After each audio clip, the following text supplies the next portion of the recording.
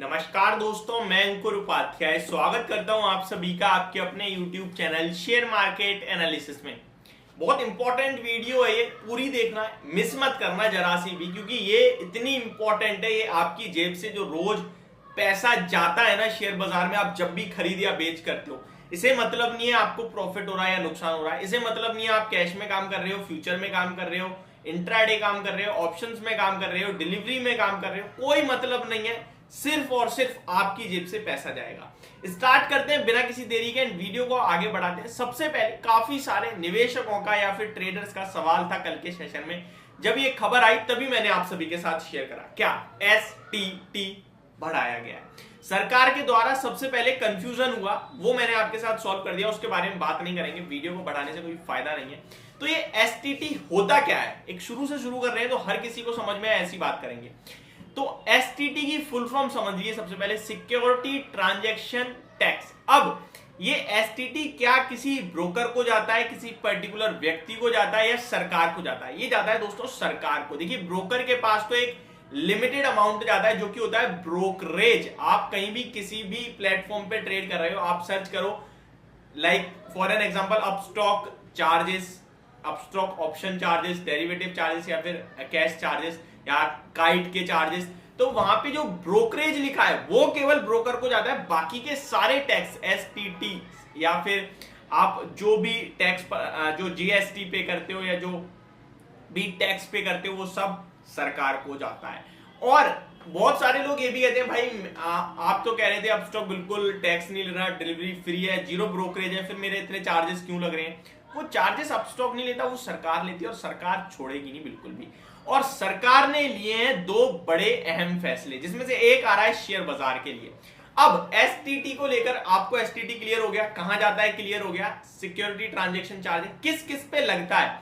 Obvious सी बात है, share बाजार में काम कर रहे हो तो बहुत सारे सेगमेंट होते हैं, किस किस पे लगता है और कितना कितना लगता है। तो ये लगता तो देखो हर जगह है, सरकार किसी को भी छोड़ेगी नहीं, किसी के पास भी पैसा नहीं छोड़ती, सिंपल सी बात है। तो सरकार तो सबसे पैसा ले रही है हर एक सेगमेंट में काम करने वाले व्यक्ति से, चाहे वो डिलीवरी में काम कर रहा है, चाहे वो इंट्राडे काम कर रहा है, चाहे वो फ्यूचर्स में काम कर रहा है या फिर वो कैश में काम कर रहा है, ठीक है, ऑप्शंस में, सॉरी। अब कितना कितना लगता है इसको समझिए। तो एसटीटी लगता है आपके पास बहुत ही छोटा, 0.0017%, 0.005%, इस तरीके से आपको शो होता है। तो मैं 0% में ना शो करके आपको डायरेक्ट अमाउंट में बताता हूं। तो पहले जो डिलीवरी कैश में आप शेयर्स खरीदते हो, उस पे 1 करोड़ के टर्नओवर पे 10,000 का चार्ज लगता था।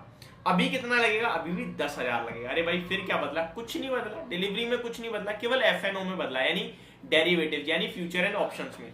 Second, intraday. आप इंट्राडे ट्रेड करते हैं तो भी आपको कोई बदलाव नहीं देखने को मिलेगा। 1 करोड़ के टर्नओवर पे पहले भी 2500 रुपए का टैक्स जाता था एसटीटी, और अभी भी 2500 रुपए का ही एसटीटी कटेगा आपका।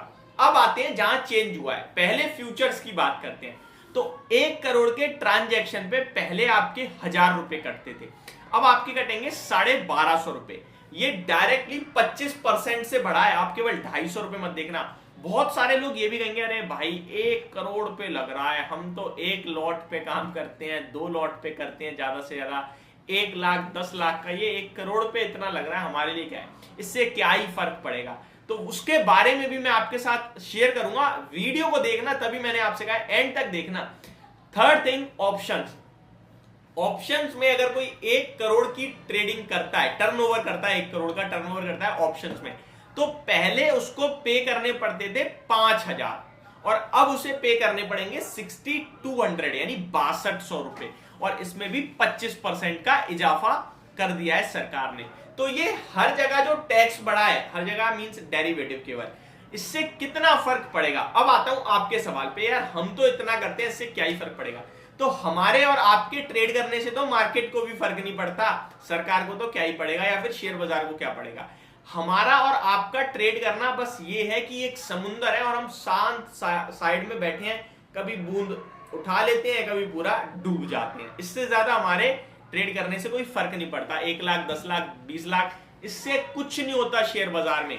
ये जो बड़े बड़े HNI हैं, ये जो बड़े बड़े ट्रेडर्स हैं, जो एक एक टिक पे यानी 0.05 की एक टिक होती है, कभी भी आप किसी शेयर में उतार चढ़ाव देखोगे ना 1000 रुपए वाले में, तो वो सबसे कम जो मूव करता है वो 0.05, यानी अगर 900 का है तो अगला टिक हो सकता है 900.05 का हो, उसमें ऊपर गया है तो, या फिर 899.05 हो, तो वो सब टिक होते हैं। ठीक है, अब यहां पे जो इस टिक में भी पैसा बनाते हैं ना, वो होते हैं बहुत बड़े बड़े ट्रेडर जो कि भर भर के ट्रेड मारते हैं। ये जो कॉल ऑप्शन में आपको ऑप्शंस बेचते हैं, इनका पैसा बड़ा लगता है। आपका हमारा क्या, हमने कॉल खरीदी 10,000 20,000 लगा, लेकिन कॉल बेचने में पूरे लॉट का पैसा लगता है एक एक, और वहां हजार हजार लॉट बेचे होते हैं। तो ये जो इनका जो ट्रेडिंग वॉल्यूम है वो मैटर करता है मार्केट के लिए, और इनकी जेब से अब टैक्स ज्यादा जाएगा डेफिनेटली। इसकी वजह से बहुत सारे वॉल्यूम्स पे इंपैक्ट पड़ेगा, यानी बहुत सारे ऐसे ट्रेडर्स होंगे जो ट्रेड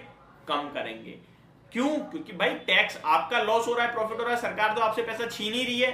प्लस ये तो केवल एसटीटी है, बचे हुए चार्जेस भी तो पे करने पड़ते हैं, ब्रोकरेज भी तो पे करनी पड़ती है, बहुत कुछ पे करना पड़ता है। तो वॉल्यूम्स पे काफी हैवी इफेक्ट आएगा। आप सिंपल सी भाषा में समझो 25% से टैक्स बढ़ाया है तो इंपैक्ट आएगा, और इस इंपैक्ट की वजह से जनरेट होगा टैक्स कम। यानी कि पहले तो आप 5,000 पे दबा के ट्रेड हो रहे हैं, वॉल्यूम्स अच्छे हैं, अब आपने 62 तो कर दिया, लेकिन वॉल्यूम कम हो जाएगा तो आपके पास टैक्स आएगा कम, जो कि एक नेगेटिव है। और जब शेयर बाजार में से लिक्विडिटी ही चली जाएगी, शेयर बाजार is all about liquidity, fund, पैसा, वो जाएगी, तो ये नेगेटिव इंपैक्ट है। काफी सारे लोग ये भी सोच रहे हैं रिटेलर्स को बचाने की कोशिश है, कुछ कोशिश नहीं है। रिटेलर्स को बचाना है तो फिर आप long term capital gain tax कम कर दीजिए, बचाना है तो short term capital gain tax कम कर दीजिए। क्या बचा रहे हो उसमें? तो सिंपल सा लॉजिक है, ये मार्केट के लिए नेगेटिव है और डेफिनेटली आगे चल के नेगेटिव इंपैक्ट करेगा। तो यदि मेरी तरफ से आपके लिए जानकारी हो, आपको सब कुछ क्लियरली समझ पसंद दोनों आया होगा। Thank you so much for watching this video. Have a great day guys.